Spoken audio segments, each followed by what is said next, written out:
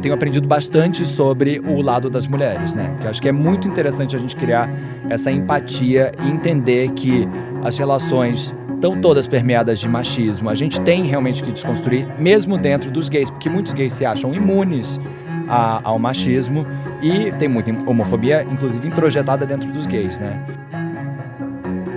Acho que muitas das coisas que a gente escuta tá faltando responsabilidade afetiva, se colocar no lugar do coleguinha, pensar que nenhuma história é obrigada a dar certo, mas a gente pode ser legal com o outro, chamar para uma conversa.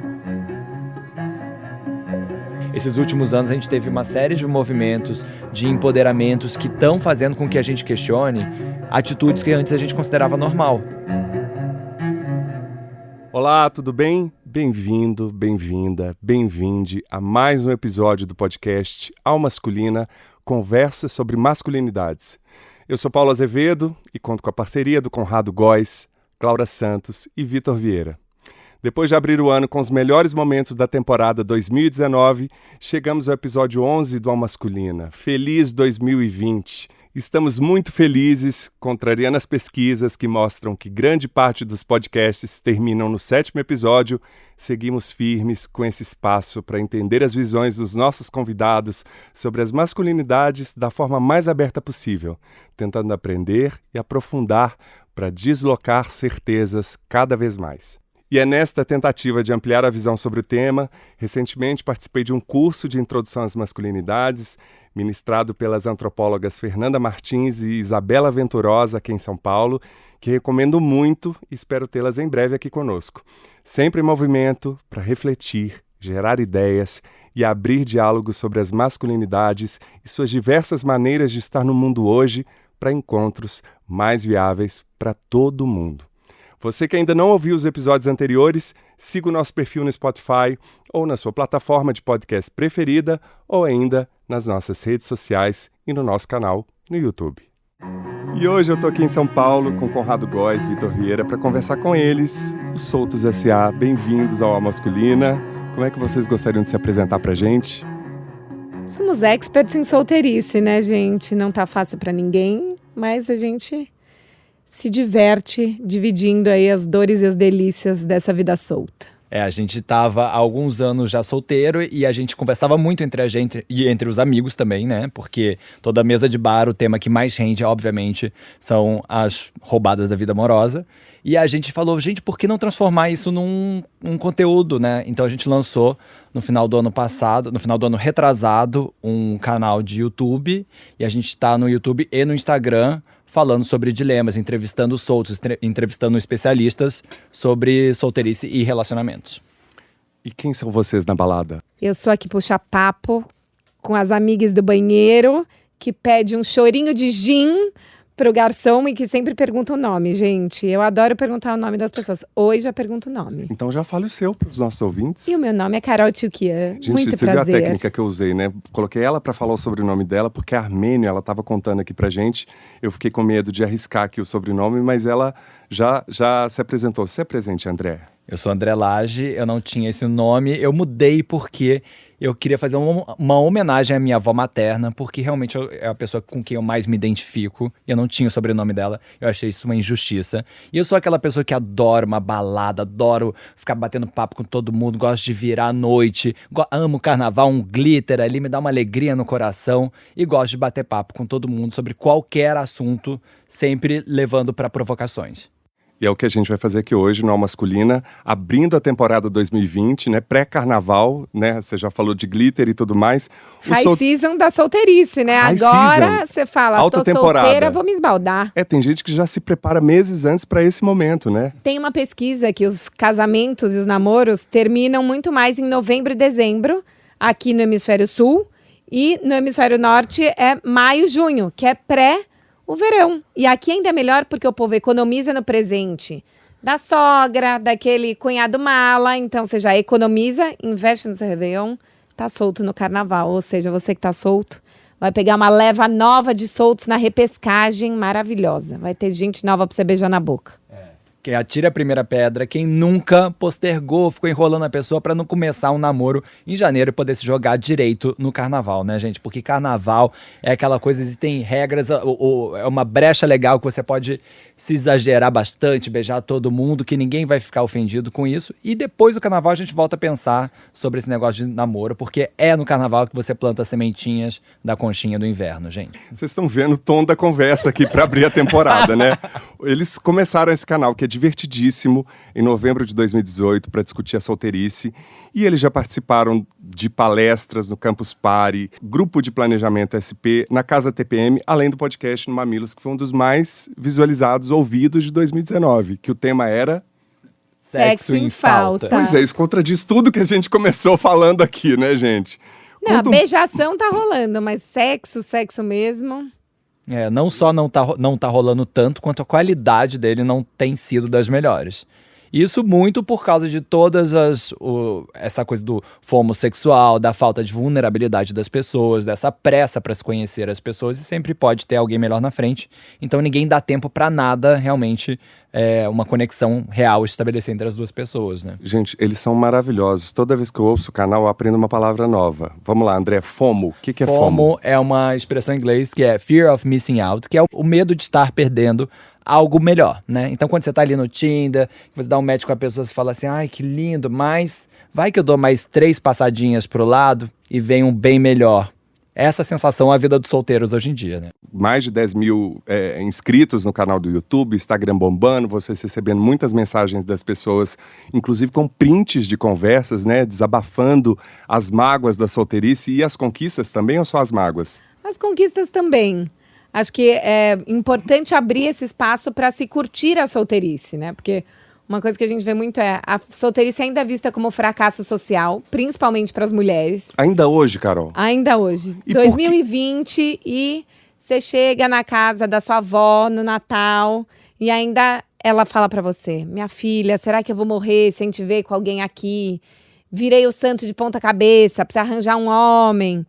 E ela acha que ela está demonstrando um afeto com isso, né? Até no dicionário, o significado de solteiro é carente, falto. Quer dizer, o Aurélio já está ferrando com a gente. Então, acho que tem esse estigma de que o solteiro é um coitado, é um perdedor. Daí você tem que ser o bobo da corte também. Falar, não, vou mostrar que eu tô solteiro, mas eu tô pegando todo mundo. Eu tô solteiro, mas eu sou muito engraçado.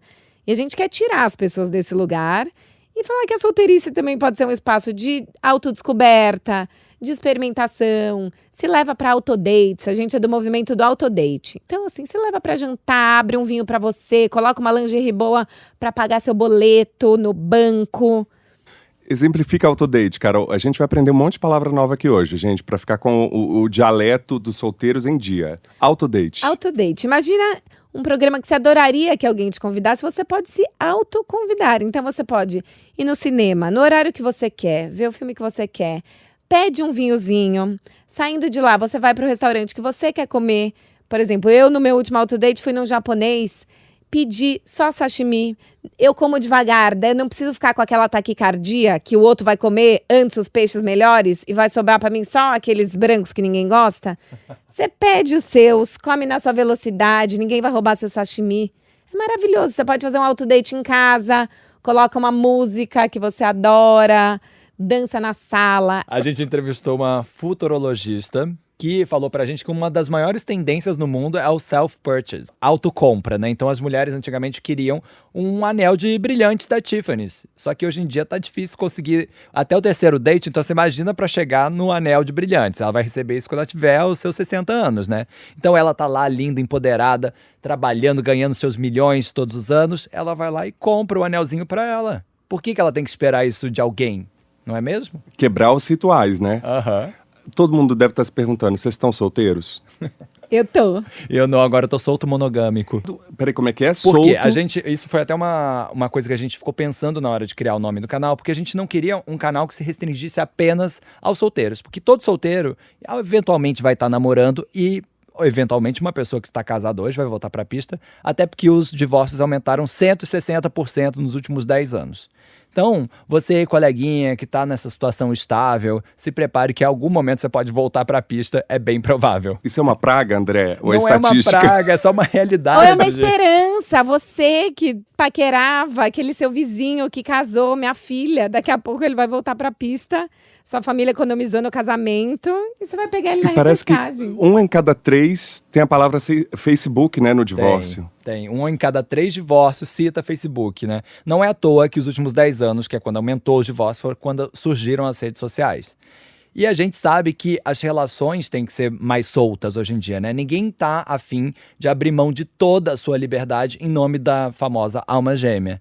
Então, realmente tem que ser uma relação mais saudável, que respeite mais a liberdade, a individualidade de cada pessoa, sem que isso signifique que seja uma relação aberta. E uma coisa que a gente vê muito no canal é as pessoas estão confundindo liberdade com falta de respeito. Então, com esse discurso de eu preciso do meu espaço, eu tenho a minha vida, eu tenho a minha rotina, as pessoas acham que dá para fazer um bloco na vida real, mudou de ideia, simplesmente cancela, não responde, some na nuvem de fumaça. E isso não é legal, não tá rolando. Então, acho que muitas das coisas que a gente escuta tá faltando responsabilidade afetiva, se colocar no lugar do coleguinha, pensar que nenhuma história é obrigada a dar certo, mas a gente pode ser legal com o outro, chamar para uma conversa, ser sincero. Não dá para simplesmente mutar. Não dá um mutar. fade out, né? Exatamente. Fade out é desaparecer lentamente, ou o famoso bloco, né? Vocês devem estar recebendo um acúmulo de informações e lendo muita coisa e descobrindo muita coisa à medida que entra nesse universo das afetividades, das sexualidades. O que mudou no olhar de vocês pessoalmente sobre tudo isso que vocês aprenderam nesse tempo de Soltos S.A. e o que vocês sentem especificamente em relação às masculinidades? Bom, eu acho que para mim tem sido um grande estudo, porque eu, enquanto homem cis gay, eu tenho aprendido bastante sobre o lado das mulheres, né? Porque eu acho que é muito interessante a gente criar essa empatia e entender que as relações estão todas permeadas de machismo. A gente tem realmente que desconstruir, mesmo dentro dos gays, porque muitos gays se acham imunes ao machismo e tem muita homofobia, inclusive introjetada dentro dos gays, né? Eu acho que uma coisa que ficou muito claro para mim nós somos seres que precisamos de afeto para viver, né? E tá cada vez mais difícil a gente conseguir afeto dentro das relações casuais, porque as pessoas, como não podem nomear as coisas ou têm medo de pressionar o outro para ter uma relação que seja nomeável, um namoro, um rolo, não sei, com regras estabelecidas, elas resolvem partir por uma estratégia que eu não vou demonstrar nenhum afeto para não passar a mensagem errada, e com isso a gente cria relações que são completamente invulneráveis. E as pessoas estão sofrendo muito com isso. E eu acho que realmente a gente precisa falar da importância do afeto e de como a gente consegue conciliar essa liberdade com o afeto e com o respeito. E o que mudou para você, começando o canal solteiro e entrando numa relação monogâmica? Com esse aprendizado em relação às relações anteriores, André? Eu aprendi bastante sobre a empatia e sobre como a gente tem que negociar dentro de uma relação monogâmica, o quanto que isso pode ensinar isso pra gente, mas o quanto que isso também dá para ser aplicável dentro da solteirice, né? Isso, claro, dentro do canal eu tenho aprendido bastante sobre a importância que é você considerar o outro, você ouvir o outro, ser afetado pelo outro. E isso me deixou uma pessoa muito mais saudável dentro da relação que eu tô hoje em dia, né? E você, Carol? Eu acho que, para mim, bate muito um lugar de... A gente precisa desconstruir o machismo também nas mulheres, porque o que eu sinto a gente está se empoderando, as mulheres estão se empoderando em muitos momentos da vida, mas nas relações amorosas ainda tem um estigma de ser uma mulherzinha e ficar esperando os caras fazerem o movimento. E eu sinto que é uma dinâmica social de sempre que uma história não funciona, as amigas, os amigos reiteram, o cara era um filho da puta. Então, assim, os homens sempre são os caras que não querem nada com nada, que querem pegar todo mundo, e as mulheres são umas coitadas que estão doidas atrás de relacionamento. E, assim, claramente não é assim, né? Tem sido muito legal ouvir histórias de homens que estão sofrendo com a masculinidade. Então, a gente entrevistou uma médica especialista em disfunções sexuais e ela fala que agora homens cada vez mais novos estão tendo problemas de ereção, de ejaculação precoce, que eram coisas que você via a partir dos 40, hoje isso está acontecendo com 20 e poucos. Isso tem a ver com a pressão do cara performar esse papel do macho alfa. E hoje em dia você não tem mais uma estabilidade no emprego, às vezes você não ganhou a grana que você imaginava que ia ganhar, você tem questões psicológicas e você não tem com quem conversar. E esses caras estão sofrendo pra caramba e as mulheres olham pra eles, se esse cara é o cara que não te chamou pra sair 2, 3 vezes, é porque ele é um filho da puta. Talvez esse cara esteja passando por um momento super difícil e você não dá espaço pra ele se abrir. Porque também teve uma outra pesquisa que a gente viu que essa é uma cutucada nas mulheres, que é quando elas são perguntadas quais são as características que você valoriza num homem, que você busca num homem, vem segurança, estabilidade, que são... Não vem o carinho, o afeto, alguém que me escute, alguém que cuide de mim. Então, de uma certa forma, elas também estão buscando... O pai, né? O pai, o machismo, esse padrão. A gente quer que o cara se desconstrua, mas ainda está buscando alguém que tenha um status social igual ou superior ao nosso. Isso não é legal, né? Acho que depois uma outra coisa que eu amei, que é um dos vídeos nossos que tem mais view... a gente tem que parar também de transformar o cara num monstro se ele acelera e a história desanda. Porque isso a gente ouve muito no canal. Ah, mas o cara, uma semana de date me levou pra viajar, me apresentou a avó, fez planos e de repente falou que a gente tava indo rápido demais. E aí, ele é um filho da puta? Não. E a gente foi conversar com vários caras. Eles só estão tentando. O cara falou, as pessoas vivem numa relação tão morna. Eu quero ir colocar, né? Vamos aí, pagar pra ver. E nem sempre rola. Então, também tirar esse lugar. Vamos parar de olhar os caras como são pessoas malditas que estão aqui pra ferrar a gente, né? O que é a gente? O que as mulheres estão fazendo pra conquistar esses homens? E acho que convidar os homens a se abrirem mais sem medo, né? Se você for me chamar pra um date, por favor, conte uma história podre sua. Eu adoro um sexy deprê, que toma um remedinho, que fala as coisas que não estão bem. Isso humaniza. Acho que quanto mais os homens puderem se humanizar e não estar no date numa entrevista de emprego, mais atraentes eles vão ser. Do período que você está no canal, criou o canal pra cá, você deparou com algum cara que você entendesse e tivesse a simpatia com ele? Ou você reproduziu de imediato um padrão que você já tinha antes de todo esse conhecimento? Ou você teve essa leitura, esse distanciamento para sacar o que esse cara estava passando? Ou... Você entende a pergunta? É um pouco... Sim. Porque à medida, por exemplo, aqui no Alma Masculina eu já sinto uma série de conceitos e de verdades e de certezas muito dilaceradas ou desconstruídas ou abaladas, porque a informação atravessa e gera reflexão e gera um monte de coisa. Por mais que a gente conduza o canal que a gente está, isso reverbera na vida pessoal da gente. Muito. Acho que eu tenho uma história de um cara que tem vários lados, né? Então eu conheci o cara pelo aplicativo no Rio de Janeiro, no meio do carnaval do ano passado. Então era um primeiro date que tinha tudo para ser o ápice da luxúria. Entramos num papo incrível, mas daí nesse dia ele já quis, e aí vamos pra minha casa, vamos transar, e eu tô numa fase que eu não tô querendo sexo casual, primeiro encontro, prefiro conhecer um pouco mais. E a antiga Carol talvez ia ter ficado ofendida, ia ter falado, desse cara só quer me usar. Não, é só um cara que queria me convidar pra casa dele. Tudo bem, saiba conduzir isso pra um outro lugar. Eu falei, fomos pra um bar, depois eu propus um cinema. Aí eu entendi que ele tinha acabado de mudar para o Rio, tava querendo experimentar um monte de coisas. Tudo bem, a gente vai se ver uma vez a cada 2 meses e é legal. E eu não sinto que eu tô usando ele, nem ele tá me usando. E agora, em janeiro, eu encontrei ele teve uma situação super difícil de família e ele contou pra mim. Ele tava com os amigos de infância lá e se abriu pra mim, foi pedir opinião pra mim se ele devia adotar a meia-irmã ou não, porque o pai morreu e a menina tá sozinha na Irlanda. Isso, pra mim, já, pode ser que eu não fale com esse cara nunca mais. Cara, é muito legal você poder estabelecer um vínculo assim. E eu poderia lá atrás ter julgado, não, é só um gringo que tá no Rio de Janeiro no carnaval, que quer comer uma brasileira de cabelo enrolado. Não é, tem mais do que isso. E se a gente der esse espaço, eu vou achar todas essas nuances, né?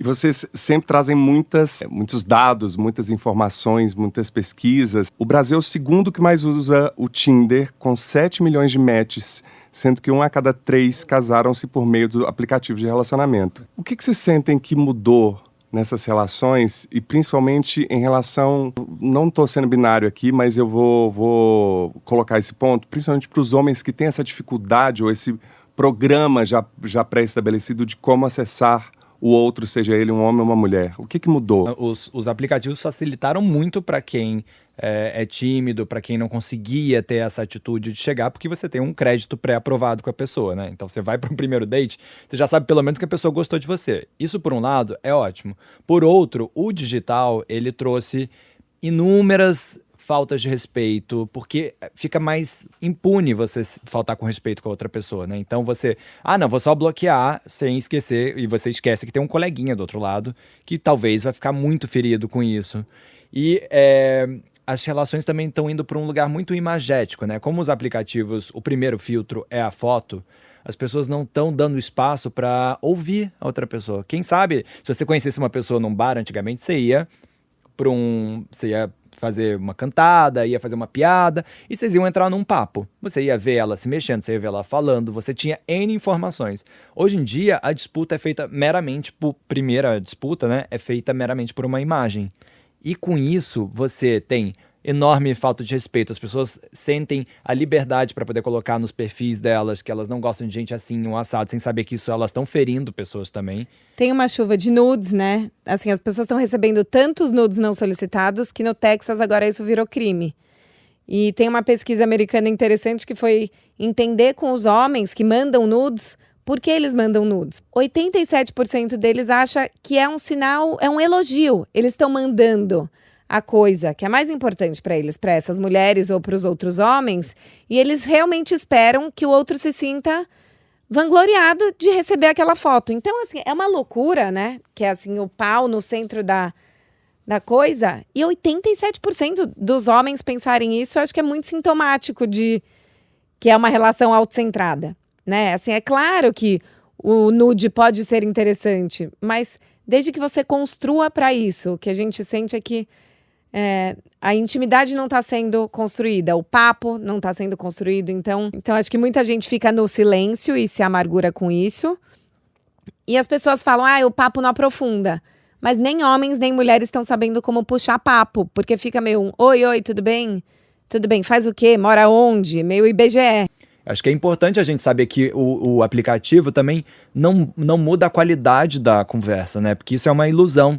É uma mídia, é um caminho, né? Para poder chegar, porque senão vira aquela coleção de contatos e não vai para lugar nenhum, Mas né? é engraçado que é isso. O Brasil é o segundo maior país do Tinder, mas tem esse estigma de não vamos falar que a gente se conheceu em aplicativo. É só mais um lugar para você conhecer pessoas. E acho que essa coisa do digital, uma grande mudança que eu vejo específica para os homens tem uma psicóloga americana chamada Sherry Turkle, que ela tem alguns TEDs e ela tem vários livros publicados, e ela tem um livro chamado Connected But Alone, que é conectado, mas sozinhos, né? Então, o que a gente vê hoje em dia é que as relações digitais, elas criam uma falsa sensação de proximidade. Então, você está perto o suficiente para saber o que está acontecendo com a vida do seu amigo, mas, ao mesmo tempo, você não cria uma possibilidade da pessoa realmente falar o que está acontecendo com ela, porque, enfim, é uma mensagem de texto, uma mensagem de voz, não dá para ter aquele papo tão profundo. E eu acho que isso para os homens é especialmente cruel, porque se a gente foi criado dentro de uma masculinidade que impede da gente entrar em contato com as nossas emoções e de sentir seguro para poder falar sobre as nossas emoções para outras pessoas, principalmente para outros homens, isso cria uma prisão para o homem que eu não tenho mais com quem falar, né? Eu acho que a gente fez alguns vídeos pro Papo de Homem e tem um lado que é importante da gente saber que os sentimentos dos homens não estão sendo cuidados, estão sendo ainda menos cuidados com o digital. E agora a gente vê, o ano passado foi o ano que o número de suicídios no mundo passou o número de homicídios. Então a gente está realmente numa sociedade muito doente, as violências são todas feitas, quase 95% das violências são cometidas por homens, então a gente realmente tem as emoções dos homens não estão sendo cuidadas e elas são extravasadas na forma de violência,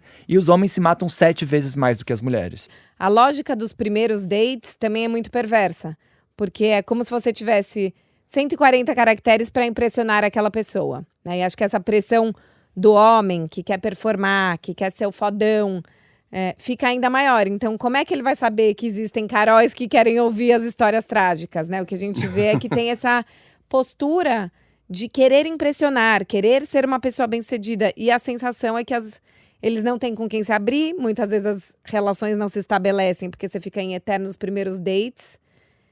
E você não aprofunda as conversas com ninguém, porque a gente está tão preocupado em impressionar o outro que a gente não gera conexões. Lugares Comuns, com a psicóloga e sexóloga Ana Canosa. Tecnologias e afetividade. O que mudou e para onde isso pode ir? Né? A era do humanismo acabou. Como é que você está vendo todo esse ser virtual? Né? Já ouvi uma frase que falou vir a ser alguma coisa, né? Porque são personas que cada um assume ali. E aí dentro disso, os números absurdos, né, de usuários dos aplicativos, de distúrbios causados por aplicativos. Quais são os novos tipos de violência também presentes nessas comunicações? Então, é assim, eu acho que tudo é muito novo e a gente tem poucos estudos ainda sobre essas manifestações via, né, as mídias, os meios de comunicação, a internet, etc. Então a gente tem pouco estudo ainda para dizer. Mudou tudo, né? Mudou a maneira como a gente se relaciona, mudou a maneira como a gente se expressa, né? É muito mais fácil você adentrar o seu mundo transgressor e os seus desejos criando personas na internet. Só que esse é seu eu também. Então, a internet ela é uma ferramenta que possibilita você projetar-se, acessar partes de você e projetar-se garantindo um certo controle que você acha que tem. Então as pessoas se veem no direito de xingar as outras, por exemplo, no Twitter. As pessoas se veem no direito de falsear a sua identidade para encontrar parceiros. As pessoas começam a se ver no direito de buscar as suas práticas sexuais mais desviantes como estímulo sexual. Porque isso te garante, entre aspas, um certo controle e um certo afastamento, uma certa defesa do olhar social. Não à toa tem um número que o Brasil é um dos maiores consumidores de pornografia trans e um dos que mais mata no mundo. Exatamente. Então, você acessa um lado seu que eu acho que o grande problema é que as pessoas não sabem, elas não fazem reflexões sobre isso. Então elas vão acessando. Esse ser virtual é muito desconhecido para o indivíduo, né? O virtual é o que pode vir a ser. Então esse que pode vir a ser é você mesmo. E a internet possibilita que você navegue por isso com desdobramentos nunca antes desconhecidos. Então você vai se testando, você vai testando. Então esse controle da ética é seu, não é externo. Os controles na internet são muito básicos, eles são ferramentas tecnológicas.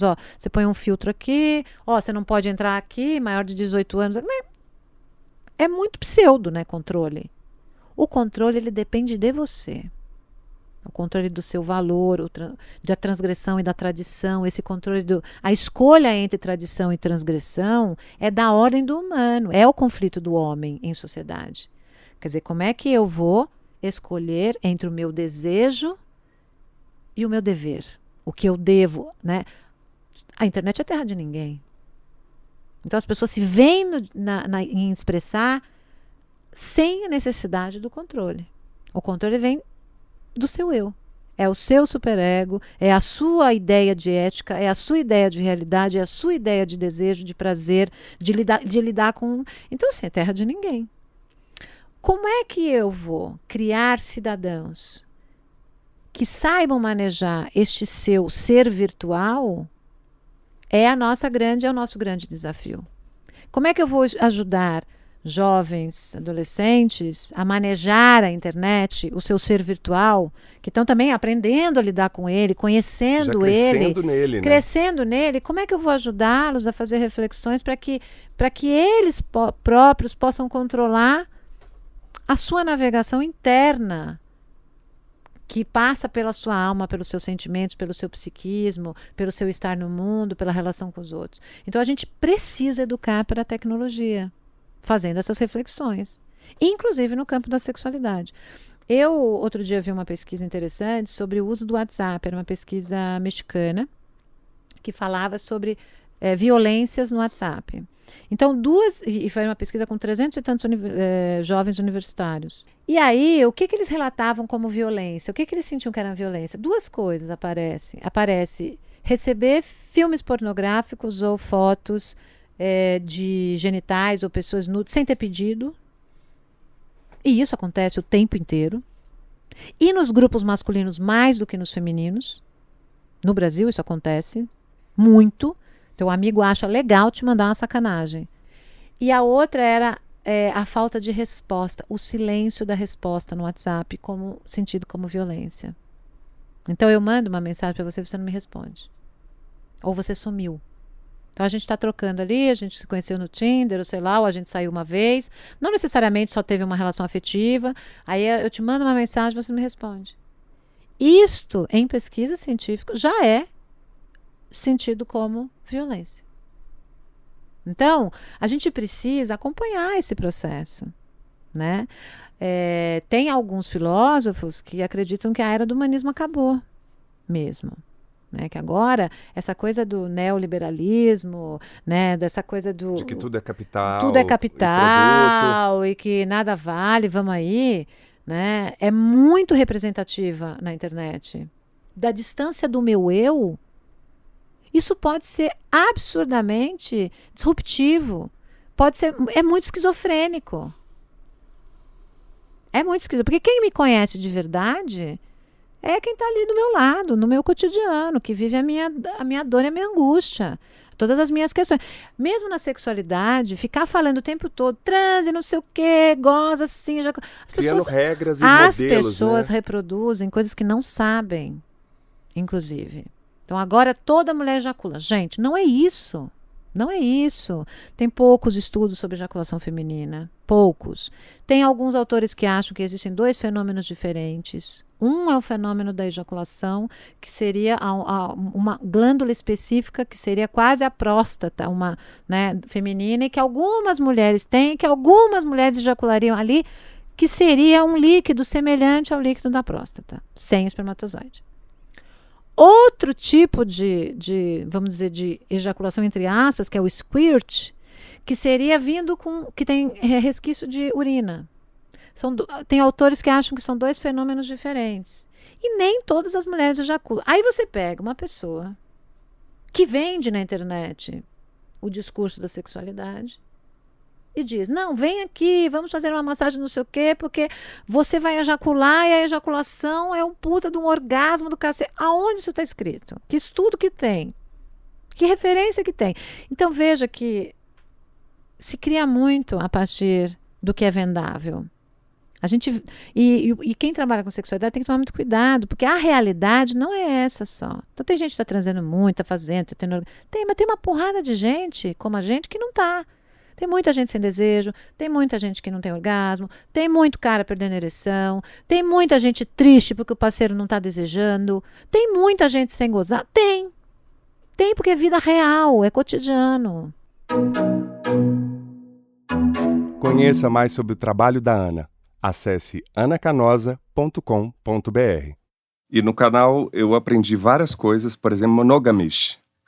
E o que é monogamish, André? Monogamish é um novo tipo de relação que está surgindo agora nos Estados Unidos, que é para poder tornar a monogamia um espaço um pouco mais maleável, é permitido você conversar com seu parceiro monogâmico sobre a possibilidade de pegar terceiras pessoas, de ter relações extraconjugais, mas você só fala. Você não vai concretiza. Não concretiza. É um fetiche. É um fetiche. Mas só isso já quebra essa ilusão de que a gente não sente desejo por outras pessoas. Porque eu acho que isso é uma prisão desse amor romântico, idealizado, de que, uma vez que eu encontrei a pessoa da minha vida, eu nunca mais vou nem olhar para o lado, né? Acho que assim, os acordos têm que ser cada vez mais conversados, porque as pessoas têm desejos, elas estão podendo falar sobre isso, e o monogamish é isso, é um tipo de relação que permite com que você pelo menos fale sobre isso, né? E também aprendi que 40% dos homens europeus topariam transar com um robô. É isso, Carol? Exatamente. Como é que é isso, gente? Eles estão com preguiça da conversinha. E é muita loucura, né? Porque as pessoas, mais uma vez, estão autocentradas. Então, por que eles querem transar com robôs? Porque são seres que vão estar lá em função deles, realizando as fantasias, sem a menor necessidade de responsabilidade afetiva e também, por outro lado, sem o menor julgamento, porque acho que também existe um lado desses homens que se sentem julgados por pedir coisas para as parceiras ou para os parceiros que eles não julgariam ser normais ou viris. Então, esse espaço do digital é para o cara egoísta, mas também é para o cara que tem medo de expor as fantasias. E, no fundo, você expor as fantasias e experimentar com os parceiros é essa construção de intimidade, Mas né? tudo tem a ver com diálogo, né? Eu acho que é uma dificuldade de lidar com a alteridade, né? Porque você chegar para um robô, ele vai fazer tudo o que você quiser. Agora, vai convencer o coleguinha a topar a sua loucura, vai negociar com ele, porque ele vai querer ir pro lugar A, você vai querer ir pro lugar B. E aí, como é que a gente vai resolver? Com um robô é isso, você não tem que negociar, você não tem que ouvir o outro. Ele está a seu serviço. Nessa lógica da falta de diálogo, também tem uma série ótima no Netflix, que é da BBC, que chama Amor e Sexo pelo Mundo. E o episódio de Tóquio, eles mostram 2 lugares que são bem sintomáticos. Um é um bar, onde as mulheres contratam namorados de aluguel para saírem com elas nesses dates. Só que eles não podem beijar, só segurar a mão, e elas querem ser ouvidas e olhadas por esses homens. Porque o que elas falam? Mesmo mulheres que são casadas ou que namoram, os maridos, namorados, parceiros, raramente prestam atenção no que elas falam. Então elas vão para um lugar e pagam um jantar para a pessoa olhar para você, ouvir suas histórias, fazer perguntas para o seu dia. O Japão ele é o líder no mundo dos casamentos sem sexo. Existem dados que provam que, sei lá, eu não lembro direito, mas é tipo 70% dos casamentos no Japão não tem sexo entre os parceiros. E os caras, muitos homens, têm relações de afeto com as bonecas infláveis. Eles não transam com as esposas, mas levam as bonecas para passear, tiram foto com as bonecas. É uma namorada. E, mais uma vez, é você ter o próprio controle da sua boneca e você joga todo o seu afeto e vive uma relação autocentrada. Acho que isso é muito difícil, a gente tem que conversar. Conversar às vezes é chato, mas a gente não pode desistir, né, desses vínculos. Me lembrou muito aquele filme com o Her, que ele se relaciona afetivamente com o aplicativo, né? E esse volume de informação, vocês sentem que ele também está ampliando o conhecimento sobre direitos sexuais, sobre saúde do corpo, ou é só uma informação retórica, ou só pesquisa, ou só dados que a gente coleta e é bombardeado o tempo todo, ou isso está afetando a nossa percepção sobre corpo e direito sexual? Eu acho que até né, o movimento do Me Too, por exemplo, tem coisas que a gente realmente não é impressionante como a gente não via, né? E realmente, esses últimos anos, a gente teve uma série de movimentos, de empoderamentos que estão fazendo com que a gente questione atitudes que antes a gente considerava normal. Então, por exemplo, outro dia a gente recebeu um relato de uma solta no inbox, que é isso. O namorado dela meio que forçou a barra pra transar com ela. E ela falou, cara, eu fui estuprada. Né, estupro dentro de relações. Então, acho que essas informações, todas essas discussões, realmente estão trazendo novos olhares e estão oxigenando as discussões para a gente conseguir perceber coisas que não são legais e que antigamente a gente consideraria super tranquilo, mas hoje em dia a gente fala, não, isso é inaceitável, isso é inadmissível. Por outro lado, acho que as pessoas ainda não estão se permitindo experimentar o sexo para além do genital. Então, assim, existe muita informação e daí volta para o começo do papo de um dos motivos de por que as pessoas estão transando menos, né? Como os encontros são mais casuais e a pessoa quer performar, porque ela quer mostrar que ela é boa de cama, tanto o cara quanto a mulher, parece que eu tenho que penetrar rápido, porque vem a referência do filme pornô, onde o cara bom de cama é o que fica lá metendo o máximo de tempo possível. E a mulher tem que gozar gemendo e fazendo muito barulho, e é isso. e as pessoas não estão se explorando. Então, existe todo um campo de sexo para ser explorado, que o sexo começa no toque, no tato. Aonde será que essa pessoa tem prazer? Cada pessoa é uma pessoa, cada encontro é de um jeito. A gente entrevistou 2 especialistas em Tantra e a gente vê o quanto a gente tem para aprender com o Tantra e o quanto os homens, né, aqui falando especificamente dos caras, podem parar de olhar só para o pau e se permitir explorar o corpo em outros lugares, explorar o corpo do parceiro ou da parceira em outros lugares também, entender que o sexo já pode começar muito antes. Ter uma relação presente sem expectativas e projeções e se permitir se abrir para os sentidos. Então, um dos primeiros exercícios básicos do Tantra é pegar com os dedos e fazer carinho bem de levinho, assim. A pele é um órgão, é o maior órgão que a gente órgão. tem, né? Então, esse é o básico 1 do Tantra, se você quer começar a experimentar. Já é isso, sensibilizar o corpo através do toque e se deixar guiar pelos sentidos, mais do que só pela performance. Que eu acho que hoje em dia no mundo a gente sempre tá ou no passado ou no futuro, né? A gente tá ou revendo tudo que a gente fez, que a gente poderia ter feito diferente, se culpando, ou a gente tá pensando, será que eu vou conseguir meu primeiro milhão? Será que eu vou conseguir sair com tal pessoa? E a gente nunca se permite estar de fato presente, né? Isso é muito legal porque existe toda uma discussão hoje em dia sobre vulnerabilidade. E a gente falando com a Carol, a gente chegou, cara, isso é vulnerabilidade. É você estar presente, disponível, sendo afetado no momento presente por aquela pessoa, né? Então, no sexo, é claro que o sensorial ajuda a gente a ficar mais presente porque ele não é racional. Então, você só consegue sentir no momento presente. Você não tem como sentir o toque no passado ou no futuro. A nossa mente engana muito a gente. Eu acho que, em especial, os homens que têm essa educação que não permite estar em contato com as emoções e com a sensibilidade, inclusive a sensorial, né?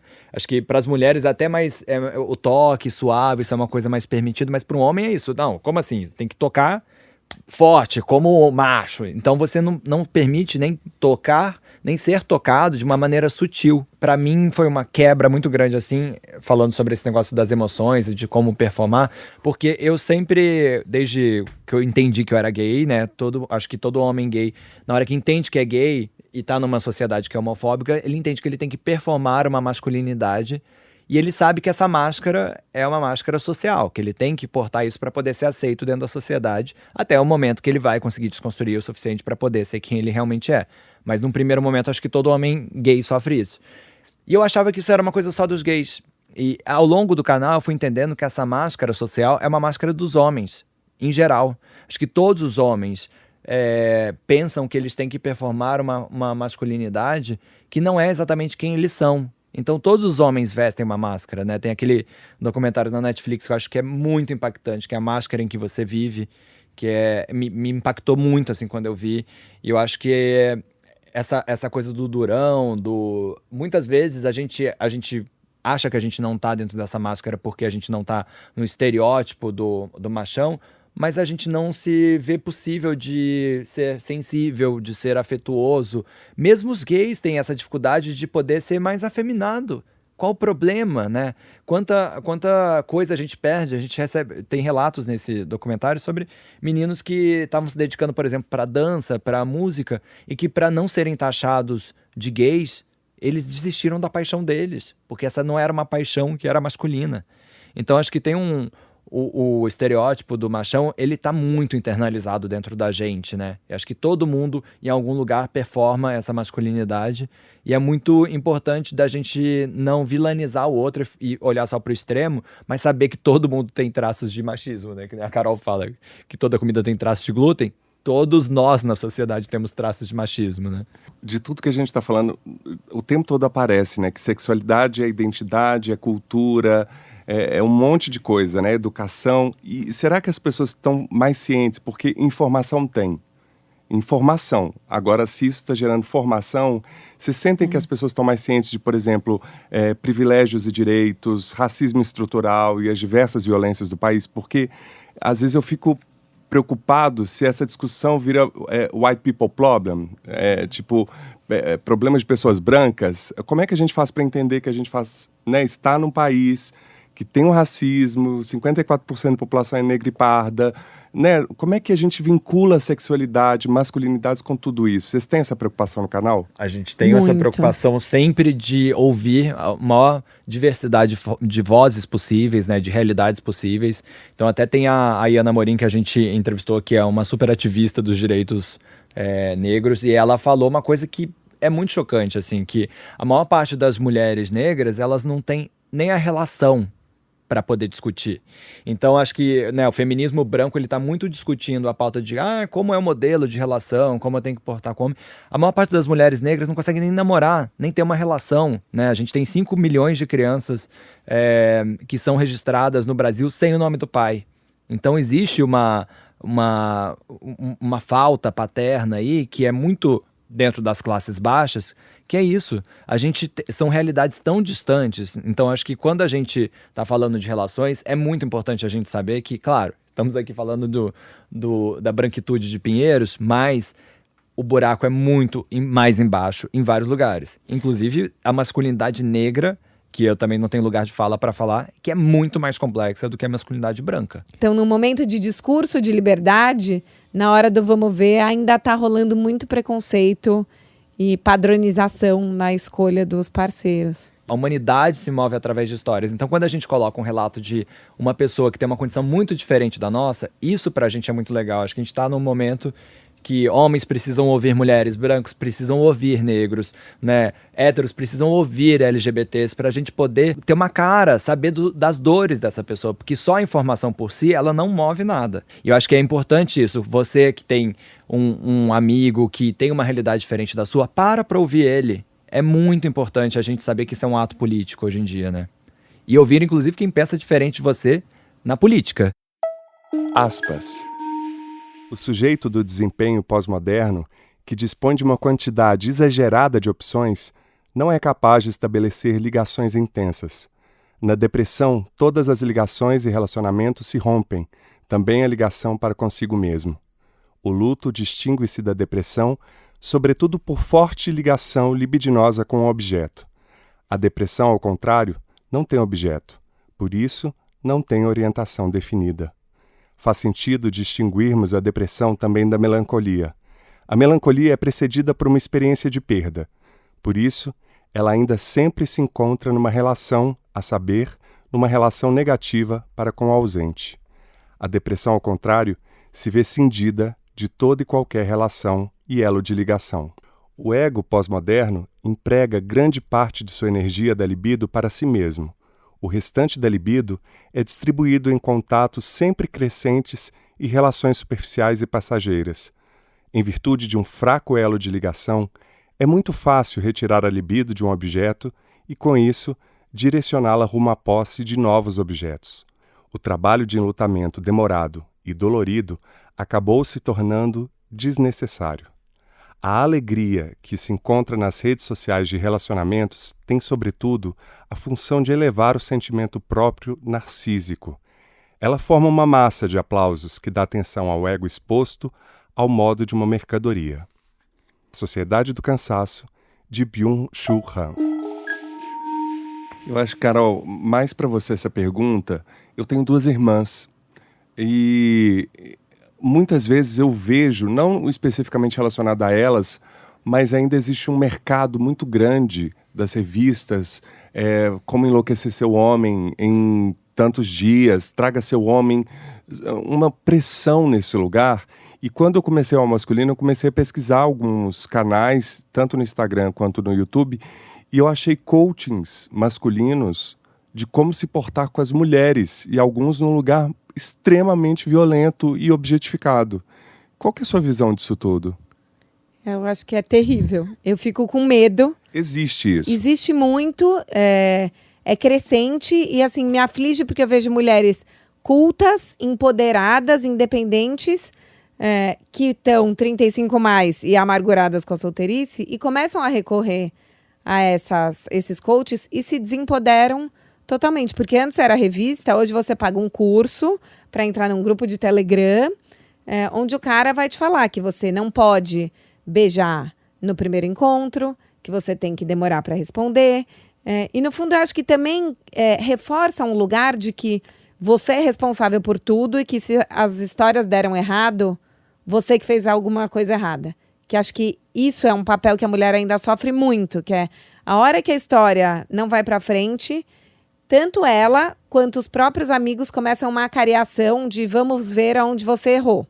E daí tem um lugar de você demonstrou muito afeto, você estava muito disponível, você manda mensagens muito longas, você falou em namoro, e essa é uma palavra proibida. Como se a mulher também não pudesse colocar os desejos dela. É uma relação, né? Acho que esses coaches, eles alimentam na gente essa lógica do jogo. Então, assim, vou jogar porque eu vou ganhar desse cara, e o ganhar é conquistar ele. E o cara vai ganhar dessa mulher. Ninguém ganha nada, né? A gente tem que construir junto. No universo gay, você sente esse lugar também, tanto da mercantilização das gavetas, quanto desses coachings ou dessa realidade de performance também? Dentro do universo LGBT, eu acho que existe alguns aplicativos, alguns tipos de ambientes que realmente mercantilizam mais, que é mais essa coisa do visual, do corpo sarado e do padrãozinho. Realmente existe isso, eu acho que existe uma... Inclusive são ambientes extremamente preconceituosos, e eu acho que, inclusive, eu já passei por ambientes assim. Eu acho que são ambientes extremamente hostis às afeminadas, às trans. Existe muita transfobia dentro dos aplicativos e dos ambientes LGBT, dos ambientes gays, quer dizer. Existe uma aceleração dessa lógica do sexo casual sem envolvimento nenhum, que tem gerado também grandíssimos problemas de saúde mental, né? O Grindr, ele teve uma pesquisa nos Estados Unidos, e o Grindr foi considerado o aplicativo que causa mais problemas de saúde mental para os usuários, né? 80% dos usuários dizia ter arrependido de ter logado no aplicativo. Então, ela cria um ciclo vicioso que você não tem afeto, porque a relação ela é construída de uma forma muito mecânica e muito carnal. Então, você não cria espaços de troca, você cria um espaço de uma prateleira, realmente. Se você olhar só a dinâmica dos aplicativos gays, na hora que você abre, você já tem, 50 perfis ali. Que é diferente, por exemplo, do Tinder, que você vê uma pessoa por vez. Só daí você já tira que no Tinder você está procurando uma pessoa, porque você está analisando uma por vez. Quando você entra num aplicativo gay, você tem 50 opções ali, todas elas puxando por uma coisa mais carnal. E, claro, existem aplicativos que são mais saudáveis, mas eu tô falando de um extremo que existe no mundo gay, e que eu acho que o grande sofrimento do gay é isso. Ele entra nessa lógica e ele não consegue estabelecer relações de afeto, e ele não consegue ter trocas. Então também existe uma solidão muito grande. Fora do mar. Vocês já se sentiram com um peixe fora d'água, inadequado dentro de um sistema? Vocês já se sentiram fora do mar? Muito. Gente, família armênia. Falando, tá solteira por quê? Acho que eu batalho diariamente para me desfazer desses preconceitos e de eu não julgar minha própria solteirice como fracasso social, ou fazer a louca. Eu já me senti assim várias vezes. Eu acho que criar os soltos também dar espaço para criar uma comunidade de pessoas que talvez estejam peixe fora d'água com o seu grupo de amigos e falar, tá tudo bem. Eu tenho uma grandíssima sorte, que é ter uma família que sempre me aceitou e sempre foi uma família onde existia muito afeto, muita troca, que não é a grande maioria das famílias de pessoas LGBT no Brasil, que, né, eu poderia ter me sentido um peixe fora d'água, principalmente dentro da minha família, por ser gay, mas a minha família, graças a Deus, é uma família fora da curva e sempre me aceitou e me apoiou muito, mas não é, né, no Brasil a gente tem muitos casos de pais que não só expulsam, como matam os filhos por serem gays. Então acho que eu não tive me sentir fora d'água, mas eu acho que é o caso da grande maioria dos gays no Brasil, né? Cá entre nós, E o que vocês fariam para termos encontros mais viáveis para todo mundo hoje? Tem um movimento que a gente lançou dentro do Soltos, que é a piranhagem romântica, não é só porque você vai ter uma noite nada mais que você precisa dessa relação inox, fria, né, sem contato, sem interesse pelo outro, sem perguntar da vida dele. Acho que a gente tem que desconstruir um pouquinho essa noção de que afeto é um sinal de que você quer passar para a fase 2. Não, acho que a gente tem que conseguir, já que as pessoas estão namorando ou querendo namorar, talvez menos por causa da perda de liberdade, e a gente ainda não sabe que relação é essa que nem a gente, nem os outros sabem que relação é essa que a gente quer, a gente precisa ter relações casuais afetuosas, né? E para isso acho que é importante a gente conversar com o outro, alinhar as expectativas, porque ninguém sabe aonde está se metendo. Então acho que grande parte dos ressentimentos e das frustrações vem da falta de diálogo. E não tô falando que é uma coisa fácil, tá? Porque eu e a torcida do Flamengo já nos ferramos querendo conversar ou pela falta de conversa, mas eu acho que a gente tentar exercitar cada vez mais a conversa para poder saber aonde cada um tá. Esteja presente. Vamos estar presente. Hoje em dia, né, que a gente é tão multitasking e faz 1000 coisas ao mesmo tempo. Quantas vezes você não tá numa mesa com amigos e tá todo mundo no celular? Vocês demoraram semanas para marcar aquele dia e daí chega no dia, você tá vendo seu Instagram. Nem é uma coisa importante que você tá no celular respondendo. A gente faz isso no automático, sabe? Então, uma coisa que eu tenho feito nos dates, que eu tenho estimulado nas mesas de amigos a gente tá na mesa, vamos deixar o celular no bolso ou na bolsa. É uma coisa simples, que parece estúpida, mas que faz toda a diferença. Você sair com alguém que toda hora tá olhando o celular, você se sente tão desrespeitada, sabe? Ouve, fica ali pra ver no que vai dar. Acho que a gente também tem uma coisa de querer já no trailer sacar se o filme vai ser bom ou não, porque você tem mais outras 5 pessoas que no Tinder você poderia ter dado match. Você saiu com aquela pessoa, vive aquele date até o final. Escuta aqui. Chegou o momento, depois de tantas dicas, de vocês darem dicas de filmes, livros, documentários relacionados ao tema das masculinidades. Bom, acho que a gente vai puxar a sardinha para o nosso lado, porque a gente tem alguns vídeos que a gente fala sobre isso. Acho que é muito importante a gente ouvir homens os mais variados possíveis para poder entender as outras realidades. Então a gente tem dentro do Soltos no nosso YouTube, vai lá, youtube.com/soltos.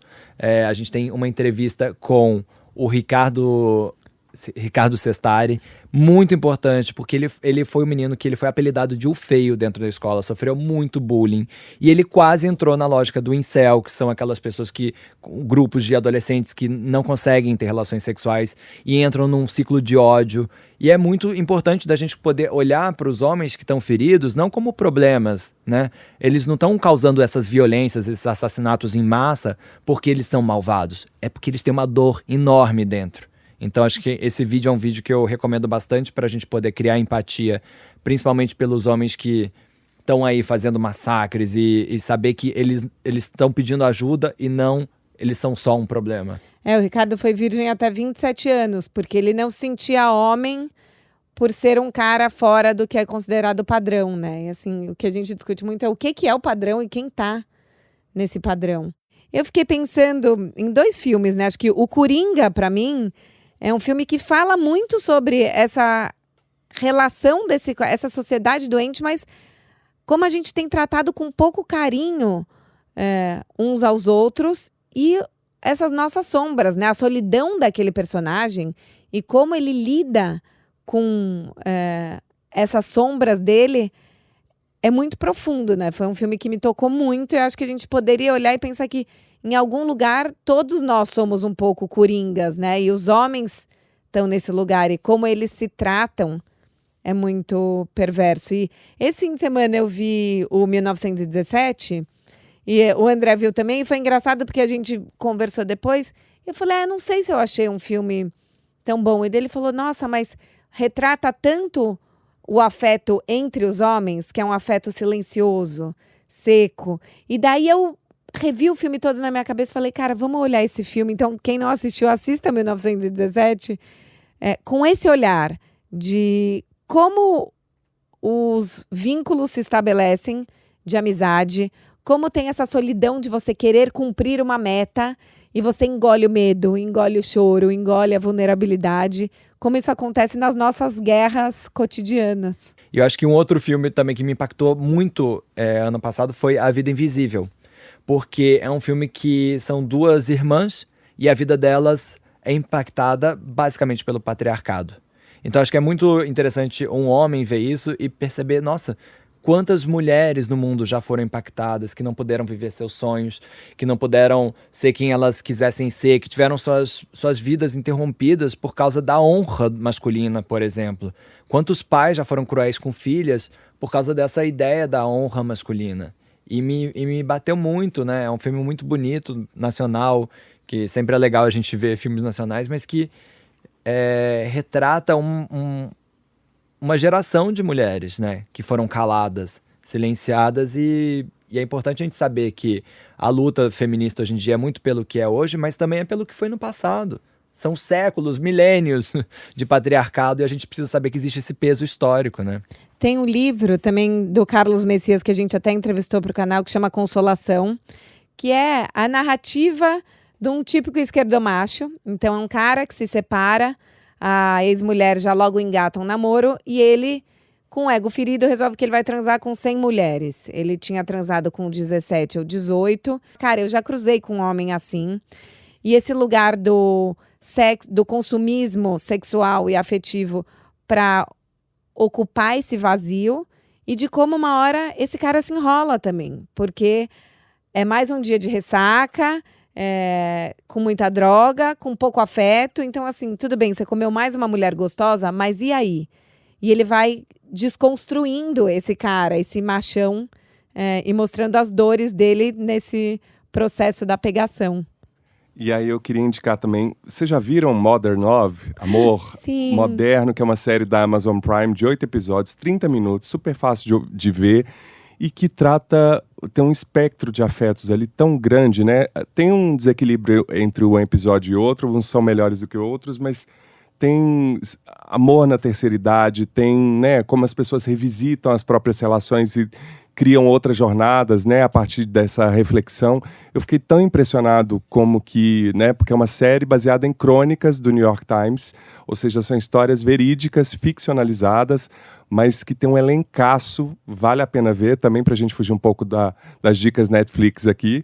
E eu queria indicar o livro Sexoterapia, da Ana Canosa, que a Ana estreou hoje aqui com a gente no Lugares Comuns. Seja muito bem-vinda, Ana. Ela descreve os processos em forma de crônicas, com 15 casos clínicos, todos envolvendo queixas sexuais, abordando a questão da identidade sexual, orientação sexual, as fantasias e as disfunções sexuais. É impossível não se identificar, não é, gente? Sim. Sim. É impressionante como que a gente tem uma amiga ali, como é que tem uma irmã ali. Tinha hora que eu tinha a sensação de estar vendo a história dos meus pais, sabe? Assim, Sim. E todos os casos... É impressionante. Sexoterapia e Modern Love e todos esses filmes e livros que eles indicaram pra gente. Posso dar mais uma única Claro, dica? gente. É um programa só de dicas hoje.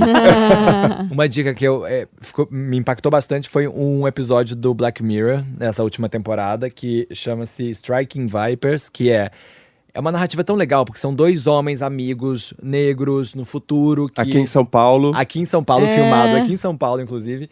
E eles entram dentro de uma realidade virtual em que um é um homem e o outro é uma mulher.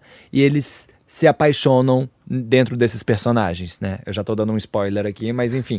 Mas eu acho que é muito importante a gente começa a ver ali, a gente começa a sentir tesão e a gente não sabe bem o que a gente tá vendo, o que é aquilo. Então tem uma discussão de gênero muito importante ali, que eu acho que, principalmente para os homens héteros, deve dar um bug na cabeça.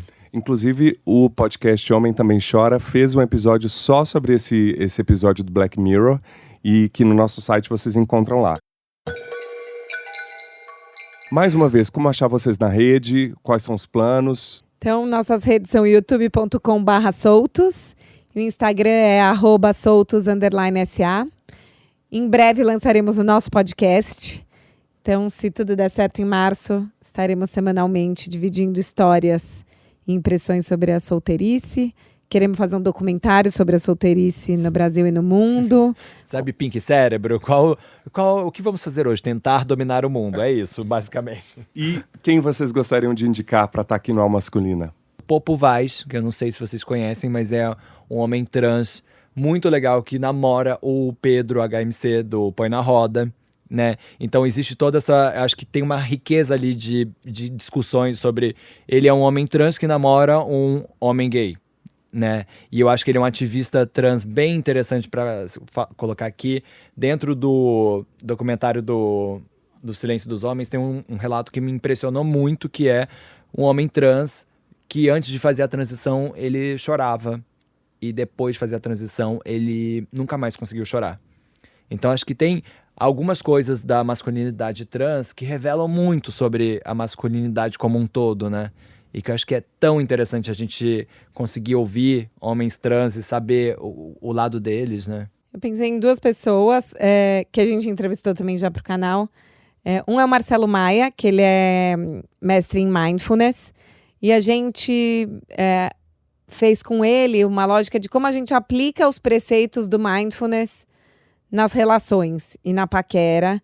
E basicamente o Mindfulness fala sobre estar presente, né? Então, como você tem atitudes para garantir estado de presença. O Mindfulness técnico é respiração. E acho que a gente pode pensar como aplicar esses estados de presença, de não julgamento, de vulnerabilidade no dia a dia. E o Cláudio Serva do Prazer Ele, que faz grupos com homens para desconstruir essas masculinidades e dividir esses relatos. Eu acho interessante porque a mulher dele tem o Prazer Ela, onde ela faz consultas individuais para ensinar as mulheres a gozarem. E ele criou grupos de discussão porque ele fala que os homens não conversam sobre a sexualidade. Tem relatos de caras que, por exemplo, não se limpam depois de ir ao banheiro porque não querem ter nenhum contato com o cu. E acho que é importante ouvir isso, né? O que está acontecendo? Quais são esses bloqueios? Maravilha, ótimas dicas. Eu queria agradecer muito vocês. A gente está abrindo essa temporada 2020 de uma forma leve, dinâmica. Eles têm uma fluidez invejável. Vocês têm que ouvir, ver, assistir, mandar seus relatos para o Soltos S.A. Manda prints. É uma delícia ouvi-los. Eles têm... É muito divertido e, ao mesmo tempo, com todo esse conteúdo que vocês experimentaram um pouco aqui. André, obrigado. Carol, obrigado. Vocês têm um ano incrível. Paulo. E que o Soltos S.A. vire realmente esse pink cérebro para dominar o mundo. Vamos. E a gente tá te aguardando lá. Olha que eu vou, hein? Olha Queremos. que eu vou. A gente não convida e depois faz ghosting, não. Não, a gente não é crush Gente, lixo. não vai me dar fade out, hein? Jamais. Obrigado, gente. E vocês podem ver trechos inéditos dessa conversa no nosso canal no YouTube e também nas nossas redes sociais. E no nosso site você encontra todas as dicas dos nossos quadros, além da transcrição do Lugares Comuns e o episódio na íntegra. Anote aí, comcultura.com.br/almasculina. Continue nos enviando mensagens e comentários, que a gente sempre fica muito feliz, são sempre muito bem-vindos. E compartilhe o Almasculina nas redes. Você nos encontra em diversas plataformas de podcast, Spotify, Deezer, Apple e Google Podcast, entre outras. E no Facebook, /Almasculina Podcast, no Twitter, @Almasculina, e no Instagram você nos encontra como @Almasculina e também no perfil @Paulo Azevedo Oficial. Gostaria de agradecer muitíssimo a todas as pessoas que colaboraram, em especial aos nossos convidados André Lage e Carol Tchuquien e Ana Canosa. E também não posso deixar de agradecer Fernanda Martins, Isabela Venturosa, Graziela Gomes, Leonardo Bragança de Matos, Luiz Felipe Maia, Rafael Salles do Olá Podcast, Reinaldo Paiva, que está sempre acompanhando a gente nas redes, o Rodrigo Fonseca, Vaider Rocha de Abreu, do canal Neuroses Masculinas, Zuka Prem e Roberto Vogel. Bom, nosso episódio fica por aqui. E o Masculino é feito por Conrado Góes na trilha sonora original, gravação e mixagem. Ele está lá no Instagram como @conza01. Glaura Santos na identidade visual e arte. Você encontra a Glaura, @Glaura Santos. Vitor Vieira nas fotos e no registro em vídeo, @Vitor Vieira Fotografia. E eu, Paulo Azevedo, na idealização, produção, roteiro, edição e apresentação. Esse podcast conta com a colaboração da sua companhia e é realizado pela Comcultura. E você que nos deu o prazer da sua companhia até aqui, muitíssimo obrigado. Um ótimo ano para todos nós e até o próximo encontro.